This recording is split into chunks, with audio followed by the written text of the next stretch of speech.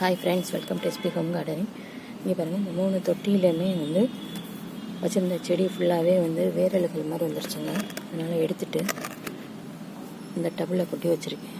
இதில் எல்லாத்தையும் அடியிலேருந்து மண்ணை நல்லா காய போட்டு வச்சுட்டேங்க.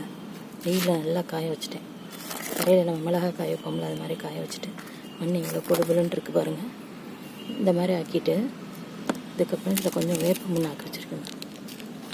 வேப்ப முன்னாக்கை கொஞ்சம் அப்படி கலந்துடணுங்க. வேப்ப முன்னாக்கை இதில் கலந்துட்டு அதுக்கப்புறம் மாட்டு உரம் இருக்குல்ல, அதை ஃபுல்லாக மாட்டு உரம் எல்லாம் இருக்குது, அதை எல்லாத்தையும் இப்படி கலந்து டப்பில் அப்படியே ஃபுல்லாக கலந்து வச்சிடணுங்க. வச்சுட்டு ஒரு 1 வீக் கழித்து தான் நம்ம அடுத்து பண்ணணும். இது ஃபுல்லாகவே நல்லா கம்போஸ்ட் ஆயிரும். கொஞ்சம் தண்ணி ஊற்றிட்டே வரணும். காலையிலேருந்து கொஞ்சம் தண்ணி ஊற்றிட்டு வந்துகிட்டே இருந்தோம்னா ஃபுல்லாக கம்போஸ்ட் ஆயிரும். அதுக்கப்புறம் நம்ம செடிகளுக்கு பயன்படுத்தணும்னா சூப்பராக வருங்க. ரோஸ் எல்லாமே எந்த ஒரு வேரலுகளும் இருக்காது.